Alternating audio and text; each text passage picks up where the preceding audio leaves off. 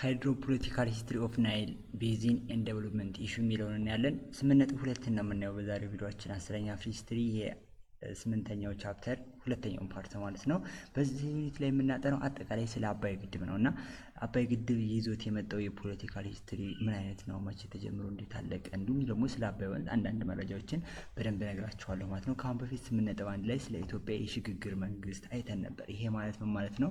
በዚህ ዩኒት ላይ የምናያቸው እዚህ ዩኒት ላይ የምትማሩት ከ1991 ወዲህ ኢትዮጵያ ውስጥ የተደረጉ ዴቨሎፕመንቶችን ነው። ያ ማለት 1991 ላይ የደርግ መንግስት ወድቆ ከዛ በኋላ የቲፒኤልኤፍ ስልጣን የተቆጣጠረበት ጊዜ ነበረ እና ከዚህ ወደ ኢትዮጵያ ውስጥ ሀፕን ያደረጉ ነገሮችን ስንመለከት ከ1991 እስከ 1995 ድረስ የትራንዚሽናል ገቨርንመንት ኦፍ ኢትዮጵያ ወይም ደግሞ የሽግግር መንግስት ነበረ እና የሽግግር መንግስቱ እንዴት እንደተመሰረተ፣ የሽግግር መንግስቱ ምን ምን ችግሮች እንደገጠሙት፣ እነኛን ችግሮች እንዴት እንደፈታቸው፣ እንዲሁም ደግሞ የኢትዮጵያ ህገ መንግስት አሁን የምንጠቀምበት 1995 ዓ.ም ያለው ህገ መንግስት እንዴት ፎርም እንደተደረገ፣ ምን አይነት ቻሌንጆች እንደገጠሙት፣ እንዲሁም ደግሞ ኮንትሮቨርሻል የሆነው የፌዴራል ላይ ያለው አርቲክል 39 እንደሆነና ምክንያቱን አይተን ነበር። ያን ቪዲዮ ካላያችሁ ያኛው ቪዲዮ አይታችሁ ወደ ዛሬው ቪዲዮ እንድትመጡ ጋብዛችኋለሁ። ከዛ በመቀጠል እንግዲህ የደርግ መንግስት ከወደቀ የትራንዚሽናል ገቨርንመንት ከተቋቋሙ በኋላ ኢትዮጵያ ውስጥ የተደረገው ትልቅና ዋነኛ የኢኮኖሚካል ዴቨሎፕመንት ነገር የአባይ ግድብን በመለስ ዜናዊ አማካኝነት በ2004 ዓ.ም የመሰረተ ድንጋይ ተጥሏል ማለት ነው። ከዛ ወዲህ የአባይ ግድብ ሃይድሮኤሌክትሪክ ፓወር ለማመንጨት ሲሰራ ከታችኛው ተፋሰስ ሀገራት የምንላቸው እንደነ ግብጽና ሱዳን ያሉት ሀገሮች በኢትዮጵያ ላይ የተለያዩ የፖለቲካል ችግር ፈጥሮ ነበር። ስለዚህ ይሄ የፖለቲካል ችግር የሚፈጠረበት ምክንያት ምንድን ነው? ግብጾች ለምንድን ነው በአባይ ግድብ ጉዳይ በጣም ኮንሰርን አድርገው የሚሰሩት? እንዲሁም ደግሞ ይህ አባይ ግድብ ለኢትዮጵያ መጠቀም አለው የሚሉትንም ያሉትን ነገሮች ስለ አባይ ወንዝ በደንብ የምናይበት ፓርት ነው ማለት ነው። የዛሬውን ቪዲዮአችን ከመጀመራችን በፊት ለዚህ ዩቲዩብ ቻናል አዲስ ከሆናችሁ ሰብስክራይብ አድርጉ፣ ለጓደኞቻችሁም ሼር አድርጓቸው። ያልገባችሁ ማንኛውም ነገር ካለ ኮሜንት ላይ ጻፉልኝ። ኦንላይን ትምህርት መማር የምትፈልጉ ተማሪዎች ደግሞ ከላይ በምትመለከቱት ስልክ ቁጥር እየደወላችሁ መመዝገብ እና መማር ትችላላችሁ። አሁን በቀጥታ ወደ አባይ እንሄዳለን ማለት ነው። ሶ ዩኒት 8 ላይ እንደነገርኳችሁ ስለ ፖስት 1991 ዴቨሎፕመንት ነው የምናየው። ትራንዚሽናል ገቨርንመንት ላይ ስንጨርስ ሃይድሮፖለቲካል ሂስትሪ ኦፍ ናይል አባይ የሚለውን ያለን እዚህ ጋር አሁን እያንዳንዱ ነገር ላስረዳችሁ። ሃይድሮ ማለት ወተር፣ ፖለቲካ ማለት ያው የአድሚኒስትሬሽን ሲስተም ነው፣ ሂስትሪ ታሪክ ነው፣ ስለ አባይ ነው። አባይ እንግዲህ ስናጠና አባይ ቤዚን ስንል የአባይ ተፋሰስ ሀገሮች አሉ። ስለዚህ ስለ አባይ ስናጠና የሃይድሮ ኤሌክትሪክ ኤነርጂ ለማመንጨት ኢትዮጵያ ስትገድቡ ታችኛው ተፋሰስ ሀገሮች ደግሞ ይቃወማሉ። ለምንድን ነው የሚለውን ሪዝን በደንብ እናያለን ማለት ነው። ሁለት ፓርት ነው የምናየው። 8.21 ላይ ሂስትሪውን የአባይን ሂስትሪ ስንመለከት የናይል ወንዝ ስንመለከት ዘ ወርልድ ሎንገስት ሪቨር ቀጭን ያዘልኝ የዓለማችን ረጅም ወንዝ አባይ ነው። ረጅም ወንዝ እንደምታዩት ከዚህ ጋር ይነሳል። የአባይ ወንዝ አንደኛው ትሪቢተሪ ከዚህ ጋር ተነስቶ በዚህ ጋር መጥቶ በግብጽ አድርጎ ምናምን ሜዲትራኒያን ባህር ይገባል። ከኢትዮጵያ ይነሳል። አንደኛው ደግሞ እንደዚህ ይመጣል። እዚች ጋር ሱዳን ካርቱም ላይ ይገናኛሉ። ይሄኛው ነጭ አባይ ይባላል፣ ይሄኛው ጥቁር አባይ ይባላል። እዚህ ጋር ከተከዜ ይመጣል። ከዛ በኋላ ሄዶ ዘ ወርልድ ሎንገስት ሪቨር ረጅም ወንዝ ነው። ሎንገስት ነው ስንል ስንት ኪሎ ሜትር ነው የሚሄደው? 6825 ኪሎ ሜትር ይጓዛል። በጣም ትልቅ ነው። 1 ኪሎ ሜትር ማለት 1000 ሜትር ነው። 1000 ሜትር ማለት ደግሞ ስንት ኳስ ሜዳ ያሆነ መሰላችሁ? 11 ኳስ ሜዳ ያህል ይረዝማል።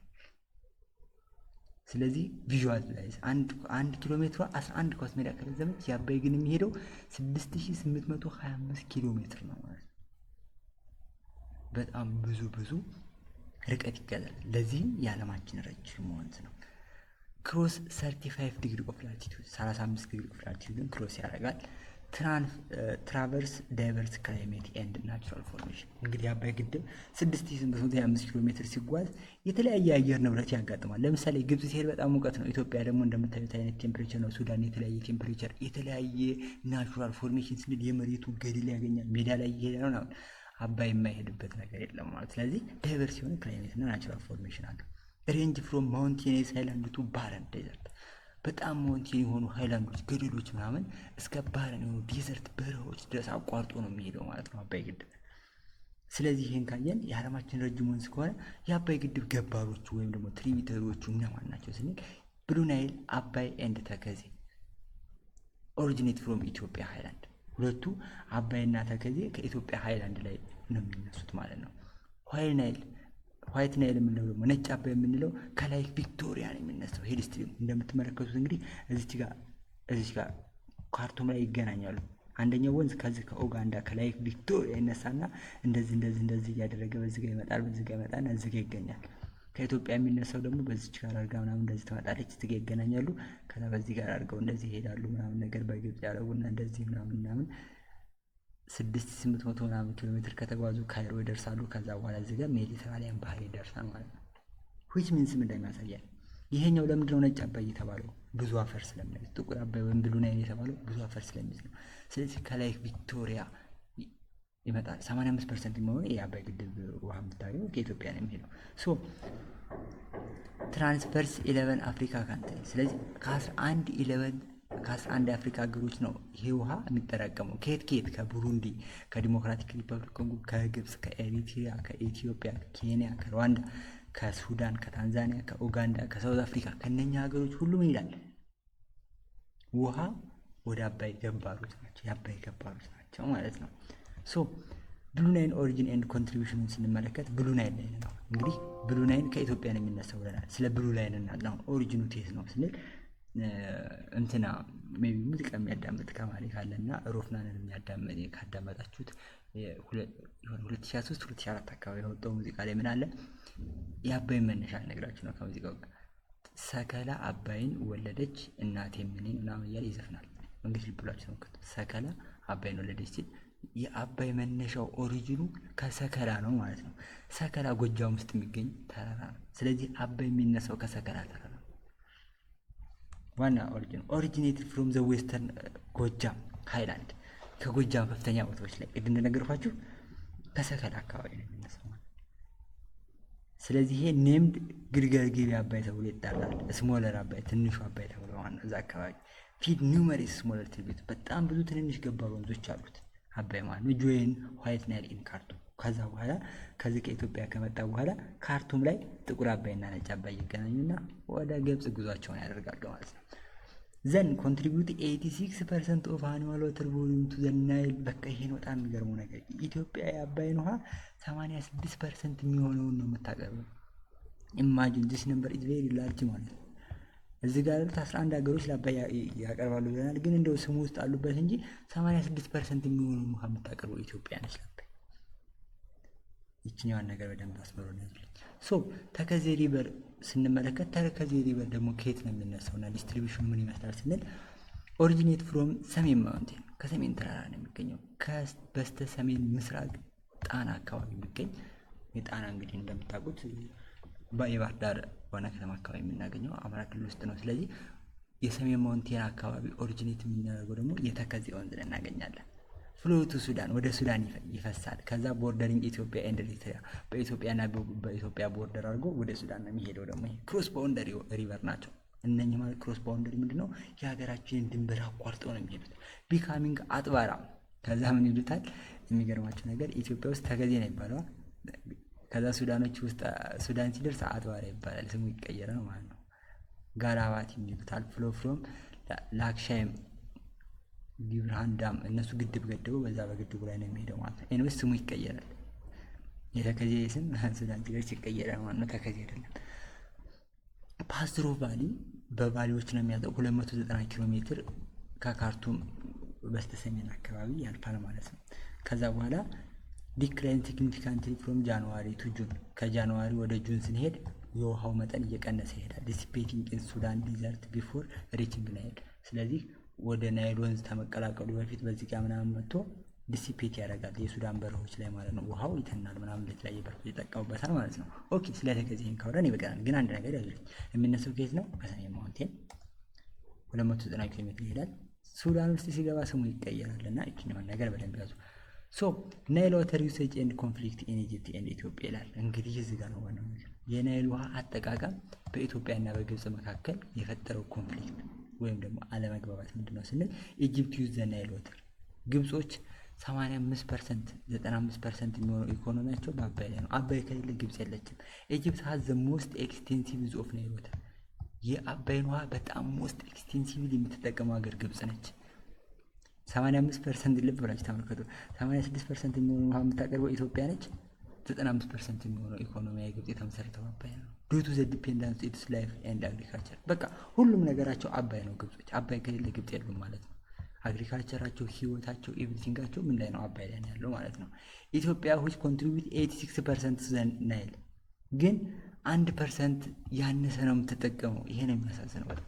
ኢትዮጵያ 86% የሚሆነው ፐርሰንት ውሃ ታቀርባለች፣ ግን ከ1% ያነሰ ጥቅም ነው ያላት እስካሁን ድረስ ማለት ነው ከአባይ ላይ የምትጠቀመው። ፌር አይደለም።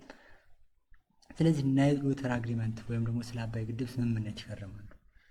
ሲፈረም በ19ኛው ሴንቸሪ ሪዘርቭድ የሆነ ኢንታየር ወተር ከኢጅፕትና ከሱዳን ጋር የተፈረመ ፊርማ አለ። ከዛ በ1929 ዓመተ ምህረት ግሬት ብሪቴን እንግሊዝና ሱዳን ከግሬት ብሪቴን ጋር ሆነው ኢጅፕትን የቬቶ ፓወር የናይል ወንዝ ላይ ለመስጠት ፍላጎት ሰጥተው ነበር ማለት ነው። ያ ማለት በቃ ግድቡ አይገደብም ምናምን እና ናይል ወንዝ በቃ ቬቶ ፓወር አላት፣ ኢኮኖሚያ ሁሉ ነገር በዛ ላይ የተመሰረተ ስለሆነ የሚል ማለት ነው። ከዛ ሱዳን ይሄንን አግሪመንት ተቃውማለች። ይሄ ቫሊድ አይደለም፣ አጌንስት ሱዳን ነው፣ እኔ አላስገባችሁኝም ምናምን ብላ ይሄኛውን ስምምነት ተቃወመች ማለት ነው። ሚንስ እንግሊዝና ሱዳን ተስማምተው አባይን ሙሉ ለሱዳን እንዲደረግ ማለት ነው፣ ቬቶ ፓወር እንዲኖራት። ስለ አባይ ሁሉም ነገር የምትወስነው ግብጽ እንድትሆን ሲደረግ ግብጽ ሱዳን አልተስማማም ማለት ነው። ኢትዮጵያ እንግሊዝ ውስጥ ያለችበት ግን 86% የሚሆነው የምታመጣው እሷ ልብ ብላችሁ ተመልከቱ። መቼ ነው የሚፈጠረው? 19ኛው ሴንቸሪ ነው። 19ኛው ሴንቸሪ እንደምታውቁት መቼ ነው? ከ1800 እስከ 1899 ያለውን ዓመተ ምህረት ነው። አሁን ስንት ነው?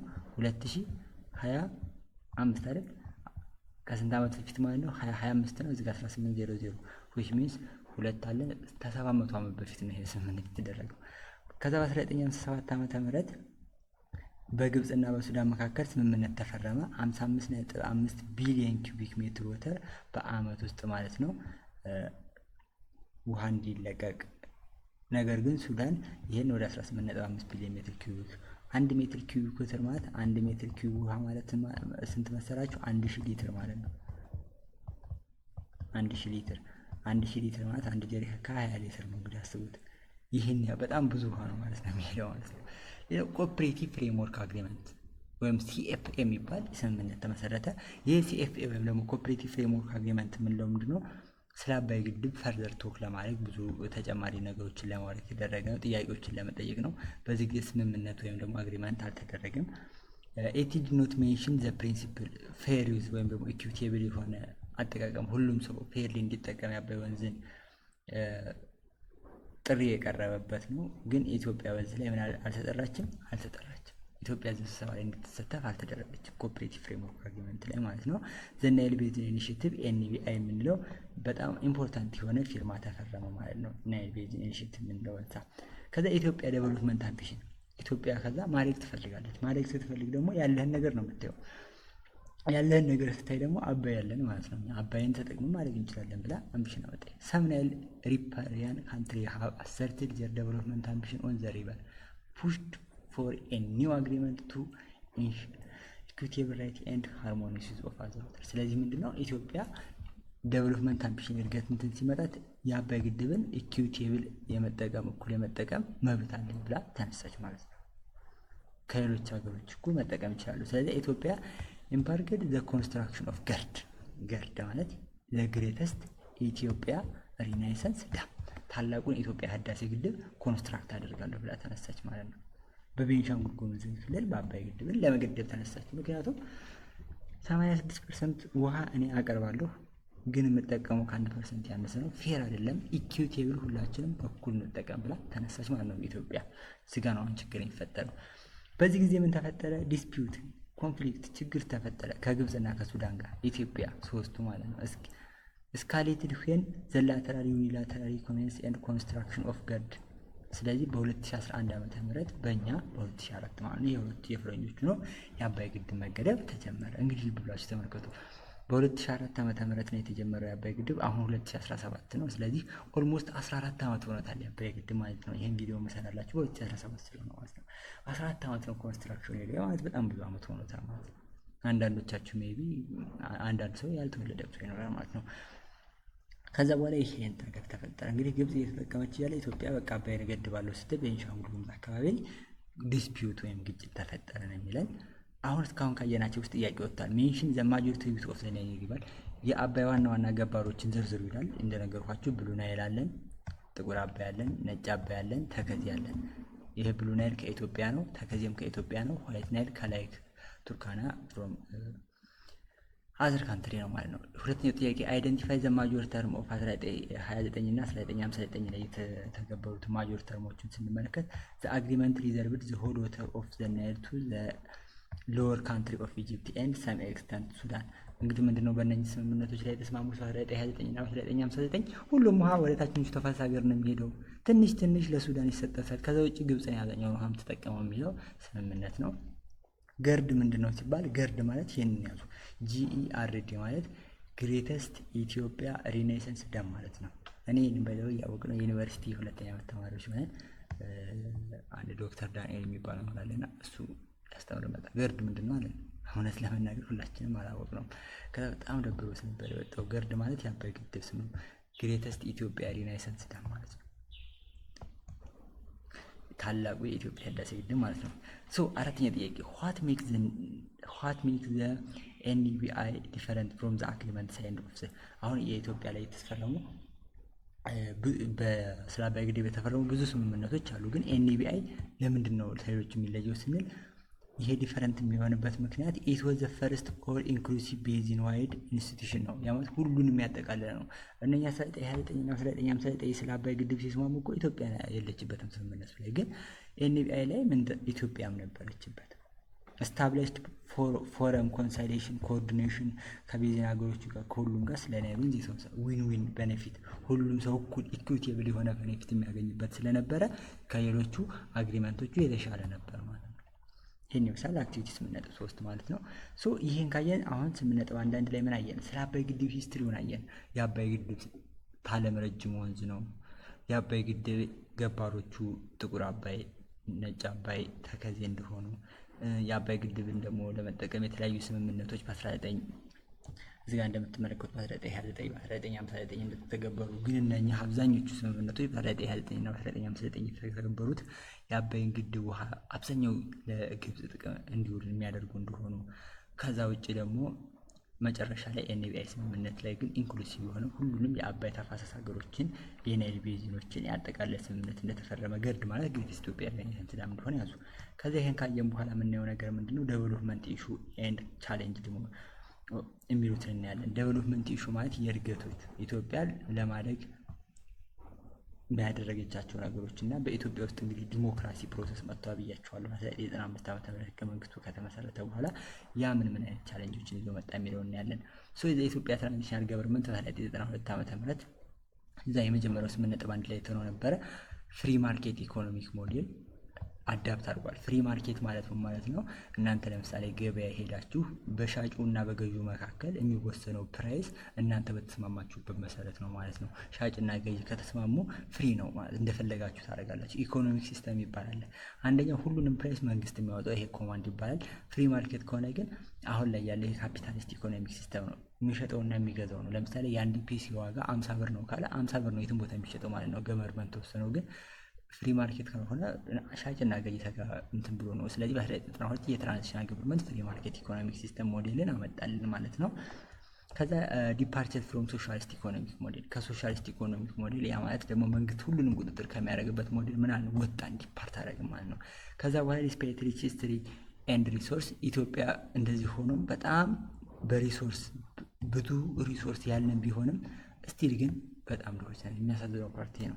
ኢትዮጵያ ብዙ ሪሶርስ አላት፣ ኢትዮጵያ ብዙ ሀብት አላት፣ ግን ደግሞ ድሃ ነች ሲባል በቃ ይሄ ያለን ነገር ነው። ስለዚህ ዋር ራይዝድ ኢኮኖሚ ያላት ሪፎርም ኤንድ ኢኮኖሚክ ግሮስ በኢትዮጵያ ውስጥ ጦርነቱን ብትመለከቱት ድሮ ጀምራችሁ እስካሁን ድረስ ምን አለ ጦርነት አለና ይሄ ጦርነት ደግሞ ብዙ ሀገሮች ከኋላችን መጥተው እንዲቀድሙን አድርገውናል ማለት ነው። ለምሳሌ የአሜሪካን ሂስትሪ ብትመለከቱ በ16ኛው ሴንቸሪ በ17ኛው ሴንቸሪ በእንግሊዝና በፈረንሳይ ቁጥጥር ስር ነበረች አሜሪካ። ኤክስፕሎሬሽን ኤንድ ዲስከቨሪ ሳስተምራችሁ ሂስትሪ ላይ ማለት ነው።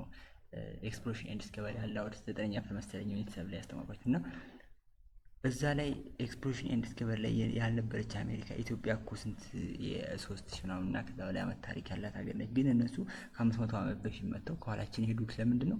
እኛ ጦርነት ላይ ነው ያለነው። ድሮም ጦርነት ላይ ነው፣ አሁንም ጦርነት ነው። እነሱ ግን የሄዱበት ምክንያት። ስለዚህ ኢትዮጵያ ዋይልድ ኢኮኖሚ ስቲል ፑረስት እንድትሆን ያደረጋት ነው ማለት ነው። ኢንትሮዳክሽን ኦፍ አግሪካልቸራል ሊድ ዴቨሎፕመንት ቱ ኢንዱስትሪያላይዜሽን። ኢትዮጵያ እንግዲህ እድገቷን ለማሳካት እንደምታውቁት 80% የሚሆነው የኢትዮጵያ ማህበረሰብ ገበሬ ነው። ስለዚህ ኢትዮጵያ እንዴት ትደግ ሲባል መጀመሪያ ግብርናውን ማሳደግ ነው። ከዛ ኢንዱስትሪው ያድጋል ነው ፕሮሰሱ። ስለዚህ አግሪካልቸራል ዴቨሎፕመንት ይቀድማል። ከዛ ምን ይከተላል? ኢንዱስትሪያላይዜሽን ይከተላል። ALDI ማለት አግሪካልቸራል ዴቨሎፕመንት ሊድ ኢንዱስትሪያላይዜሽን ዴቨሎፕመንት ስትራቴጂ ነው የምትጠቀመው። አግራሪያን ኢኮኖሚ ያ ማለት ምንድነው? አብዛኛውን ጊዜ ኢኮኖሚው በአግሪካልቸር ላይ የተመሰረተ ኢኮኖሚ ስላለን ማለት ነው። ኤም ቱ ስቲሙሌት ኮንሰምፕሽን ኤንድ ክሬት ዲማንድ ፎር ኢንዱስትሪያል ግሮዝ ጄኔሬቲንግ ሰርፕለስ አግሪካልቸራል ሴክተር። ስለዚህ ምንድነው ዋና ዓላማው?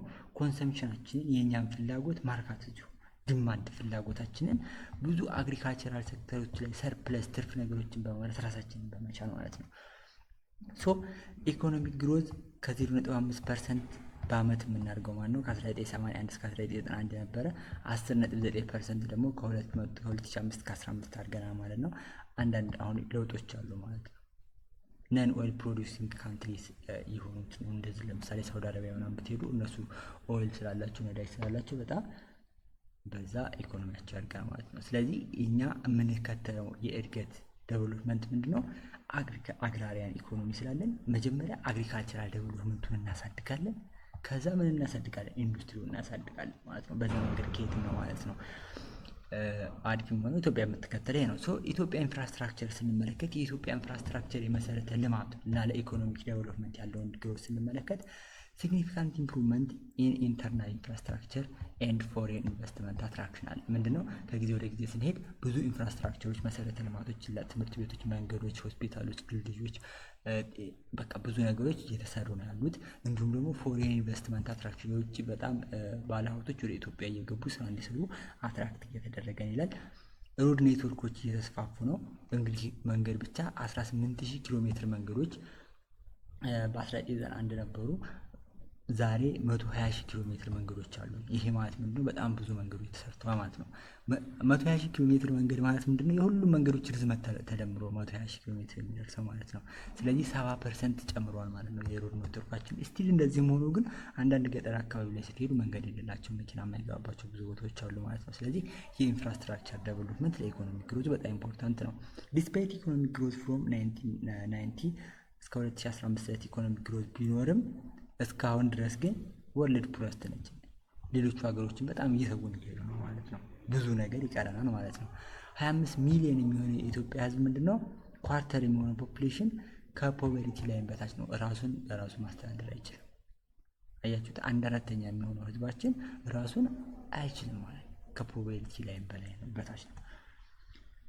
ቢትዊን 5 to 8 ሚሊዮን ከ5 እስከ 18 ሚሊዮን የሚሆነው ኢትዮጵያ ምግብ ምንድነው? በእርዳታ ላይ ነው። ኤድ አኑዋሊ እየተደገፈ እየተረዳ የሚኖር ነው። በ2015 ማለት ነው። ሲቨር ድሮት ድርቅ ምናምን ከመጣ ማለት። ስለዚህ ምንድነው አሁን በጣም ብዙ ችግር ስላለብን ኢንፍራስትራክቸር ዴቨሎፕመንታችን ለኢኮኖሚክ ግሮዙ ኢቨን ዲስትሪቢዩሽን ያለው። ይሄ ማለት ምንድነው? ዌልዝ ኮንሰንትሬሽን አለ። ዌልዝ ኮንሰንትሬሽን ስንል ባለ ሀብቶች የሚኖሩበት አካባቢ ለምሳሌ አዲስ አበባ ላይ ስትመለከቱ አብዛኛው ኢትዮጵያ ሀብት ያለው አዲስ አበባ ውስጥ ነው። በጣም ወደ ገጠር ስትሄዱ ደግሞ ምንም የለም፣ መብራት ራሱ የለም፣ ውሃም የለም። ስለዚህ ዲስትሪቢዩሽኑ ይሄ መሰረተ ልማቱ ምንድነው? ተመሳሳይ አይደለም፣ ኢቭን ነው ማለት አንዳንዱ ጋር በጣም ይሰራል፣ አንዳንዱ ጋር በጣም አይሰራም። ፌር አይደለም ማለት ነው። ይሄ ደግሞ ለኢኮኖሚክ ዴቨሎፕመንቱ ጠንቅ ነው የሚለን። ሌላው የፌዴራል ዲሞክራቲክ ኮንስቲቱሽን ኮንትሮቨርሲ ስንመለከት ምንድነው? የአሁን የምንጠቀመው የህገ መንግስቱ ችግር አለበት። አንቀጽ 39 የብሔር ብሔረሰቦች መብት እስከ መገንጠል ይላል። ይሄ መገንጠል የምትለዋ ነገር ብስለኝ ተገንጥሎ ሀገር መሆን ይችላሉ። ይሄ ችግር አለበት ይላል። ኮንስቲቱሽን ዋዝ ሲን አስ ኤ ፎርማላይዜሽን ኦፍ ኤፒአርዲኤፍ ፖለቲካል ፕሮግራም። እነኚህ ኢትዮጵያ ፒፕል ሪቮሉሽናሪ ዲሞክራቲክ ፍሮንት ማለት ኢትዮጵያ ፒፕል ሪቮሉሽናሪ ዲሞክራቲክ ፍሮንት የመጀመሪያው ስምነጥብ አንድ በደንብ አስተምራችሁ። ለዚህ የእነሱን ፕሮግራም ለማስተግበር እንትን ያለ ህገ መንግስት ስለሆነ ዶክመንቱ ላይ ፍሬሽ የሆነ ፖለቲካል ስታርት የለውም። ስለዚህ ዘ ፔሪድ ፍሮም ዘ ኮንስቲቱሽን ፕሬዘንት ዴይ ማርክድ ባይ ፖለቲካል አንሂብል ስፔሻሊ አፍተር ኢሌክሽን ይላል። ምንድነው እዚህ ኮንስቲቱሽን ላይ ያሉት ከኢሌክሽን በኋላ የተለያዩ ችግሮች ይመጣሉ። ለምሳሌ አንድን መሪ ሲመረጥ ምንድነው ከየት ነው የተመረጠው፣ እንዴት ነው የሚሆነው፣ ምንድነው እያሉ ብዙ ነገሮች ይመጣሉ ማለት። ስለዚህ ኮንስቲቱሽኑ ራሱ ምን አለበት ማለት ነው? በጣም ብዙ ችግሮች አሉበት ማለት ነው። ስለዚህ እነኚህ ነገሮች በደንብ ያዙ። እነኚህ አዋጅ ምናምን የምንላቸው ፕሮሙልጌሽን ስንል አዋጅ ናቸው፣ በአዋጅ የሚጸድቁ ነገሮች ናቸው ማለት ነው። ስለዚህ በአዋጅ አማካኝነት የሚጸድቁ እስካሁን ድረስ በጣም ብዙ ህጎች አሉት ማለት ነው። ሶ ዘ ኮንስቲቱሽን ኢንቴንድድ ቱ ፕሮቴክት ሲቲዝን ራይት፣ ኮንስቲቱሽኑ የሰዎችን መብት ለመጠበቅ ይሄዳል። ቫዮሌት ባይ ዘ በገቨርንመንቱ ቫዮሌት የሚደረጉ ነው የሚለን። ኤትኒክ ክላሾች አሉ፣ በዘር መጣላት አለ፣ ኢምፕሪዝመንት መታሰር አለ፣ ኦፖዚሽን ሌደር እነኚህ ተቃዋሚ ፓርቲዎችን ማሰር አለ፣ ሂውማን ራይት አክቲቪስቶች በዛ አካባቢ ኮሜን ናቸው ማለት ነው። ሰም አቴምፕት ቱ አሎ ፍሪደም ኦፍ ኤክስፕሬሽን ወር ሴቨርሊ ኮርሌት ኤንድ ምንድነው ፍሪደም ኦፍ ኤክስፕሬሽን ሰው የፈለገውን ነገር ማውራት አይችልም ምናምን ነገር። እነኚህ ነገሮች በህገ መንግስቱ ላይ ኮንትሮቨርሲ የሚፈጥሩ ናቸው ነው የሚለን። እነኚህ የምታውቋቸው ነው። ከ1995 ከ2015 ያለውን የኤሌክሽን በኢትዮጵያ ስትመለከት ምርጫ ማለት ነው ዘ ሩሊንግ ፓርቲ ወይም ኢፒአርዲኤፍ የምንለው ዲስፓይት ኮሚቲንግ ቱ መልቲ ፓርቲ ዲሞክራሲ ቢኖረውም ዲሞክራሲ ስርዓት ቢሆንም ኢመርጀንሲ ኦፍ ስትሮንግ ኦፖዚሽን ፓርቲ እንዲመጣባቸው አይፈልግም። ለምሳሌ አሁን ላይ የብልጽግና ፓርቲ ኢትዮጵያ ውስጥ የመራ ከሆነ ሌላ እሱን የሚቃወም በጣም ጠንካራ ፓርቲ አይወድም ማለት ነው። ስለዚህ እነኚህ ምን ያደርጓቸዋል? ያጠፏቸዋል ቀስ እያሉ ማለት ነው። ዘ ፈርስት ቱ ኢሌክሽን ወዝ ባይኮትድ ባይ ዘ ኦፖዚሽን። ስለዚህ የመጀመሪያዎቹ ሁለቱ ኢሌክሽን በኦፖዚሽናቸው ባይኮት ተደርገዋል። አንደርማይኒንግ ሌጂቲሜሲ ኦፍ ፖለቲካል ፕሮሰስ። ስለዚህ ሩሊንግ ፓርቲ የፈለገውን ያደርጋል ነው። እሱን የሚቃወም ፓርቲ ከመጣ ያው ከጥቅም ውጭ ያደርጋቸዋል። ኢን ዘ ሰርድ ኢሌክሽን በ2005 ኦፖዚሽን ሪግሩፕድ ኤንድ ፓርቲሲፔት ሲሪየስሊ። በ2005 ኦፖዚሽኖቹ ሪግሩፕ ሆኖ አንድ ጋር ግሩፕ ፈጥረው በጣም ፓርቲሲፔት ሲያደርጉ ዲስአፖይንትመንት ይፈጥራል በመሪዎቹ ላይ ማለት ነው። ይሄ አላያንስ ይፈጥርና መጨረሻ ላይ ሁሉም ቮቶች ካውንት ይደረጋሉ ማለት ነው። ለራሳቸው በዛ ጭበርብረው እኛን ያሸነፍን ይላሉ ማለት ነው። ዘ ኦፖዚሽን ሜድ ሲግኒፊካንት ጌን ኢን አርባን ኤሪያ። አብዛኛውን ጊዜ ኦፖዚሽን ተቃውሞ የሚነሳው በከተማ አካባቢ ነው ማለት ነው። ሰም ሪጅን ዊኒንግ 173ቱ ከ547 መቀመጫዎቹን ያሸንፋሉ ማለት ነው። 547 የሰው ፒፕል ሪፕሬዘንታቲቭ መቀመጫዎች አሉ ማለት ነው። ከዛ አዲስ አበባ ላይ ኦፖዚሽን ኦን ኦል ፌዴራል ፓርላሜንታሪ ሲት በሲቲ አድሚኒስትሬሽን ካውንስል ይቀመጣል ማለት ነው። ኤሌክሽን ፕሮሰስ ኮንትሮቨርሲ ቱ ቫዮለንት ፕሮቴስት 200 የሚሆኑ ይህንን የሚቃወሙ ምርጫውን የሚቃወሙ ሰዎች ምን ይደረጋሉ? ይገደላሉ ማለት ነው። በኢትዮጵያ ሂስትሪ በጣም ቦሪንግ ነው እንደምታውቁት እስከዛሬ ድረስ ማለት ሲውል። ስለዚህ በዚህ ጊዜ ምንድነው የሚፈጠረው? ጆርናሊስቶች እና ሲቪል ሶሻል ሊደሮች ምናምን ይደረጋሉ፣ ይታሰራሉ ምናምን ነገር ማለት ነው። የሚቃወሙ ነገር ከመጣ ብዙ ማለት አልፈልግም ስለ ኢትዮጵያ ፖለቲካ ሲስተም። ኤኒዌይስ ብቻ እነኚህ የተለመዱት ነገሮች ናቸው። አክቲቪቲ 8.4 እንደሚለው ዋት ኢዝ አግሪካልቸራል ሊድ ዴቨሎፕመንት ኢንዱስትሪያላይዜሽን። ይቺ ነገር ደስ ትለኛለች። ኢትዮጵያ ከ80% በላይ የሚሆነው ህዝቦቿ ምንድናቸዋል?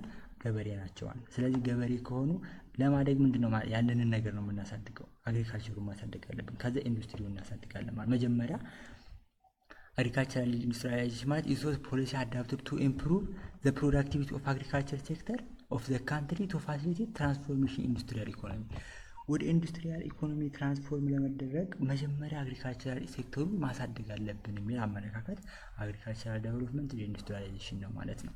ሁለተኛ ጥያቄ ሜንሽን ሰም ኦፍ ዘ ቻሌንጅስ ኦፍ ፌደራል ኢንካውንተርድ ኢን ዘ ፕሮሰስ ኦፍ ዲሞክራታይዜሽን። በዲሞክራታይዜሽን ላይ የገጠሙትን ቻሌንጆች ምን ናቸው? አፕሂቫል አለ፣ ፓርቲኩላር ኢን አፍተር ማች ሰርቴን ፖለቲካል ኢቨንት ከተደረገ ምርጫ ምናምን ከተመረጠ በኋላ የተለያዩ ተቃውሞዎች ምናምን እንደዚህ ሰልፎች ምናምን ነገር ይበዛሉ ኢትዮጵያ ውስጥ ማለት ነው። ስለዚህ እነኚህ ያው በህገ መንግስቱ ላይ ይሄ አፕሂቫል የምንላቸው ብጥብጥ፣ ረብሻ፣ ሰልፍ ምናምን ናቸው እና እነኚህ ነገሮች የተለመዱ ነገሮች ናቸው ማለት ነው።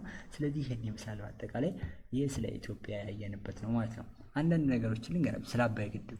የአባይ ግድብ መሰረቱ ሲጣል ከቤዙ ላይ ማለት ነው 110 ሜትር ነው የመሰረቱ ስፋቱ። ከዛ እንደዚህ እየጠበበ ይሄዳል ወደ ላይ ወደ ቶፕ ሲወጣ ማለት ነው።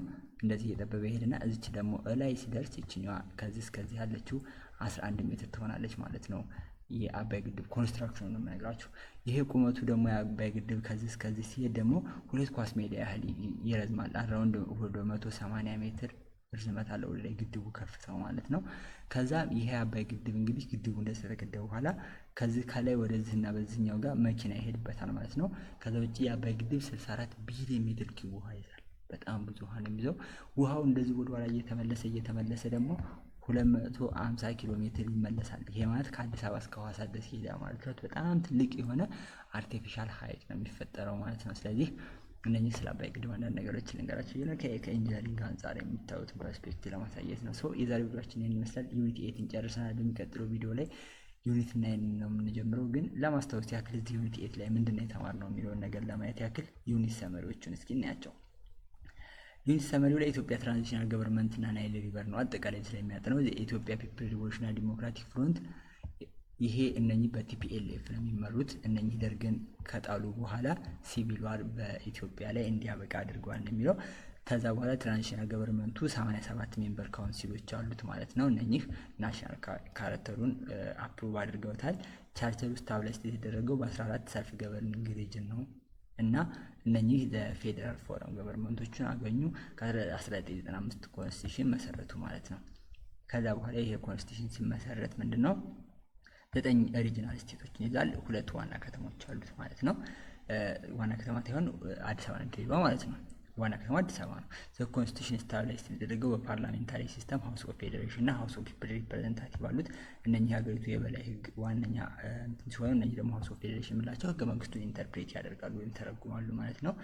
ማጆር የአባይ ግድቦች ገባሮች የምንላቸው የጥቁር አባይ፣ ነጭ አባይ እና የተከዜ ወንዝ ሲሆኑ 86% የሚሆኑ የአባይ ግድብ ውሃ ኢትዮጵያ ነች የምታመርተው።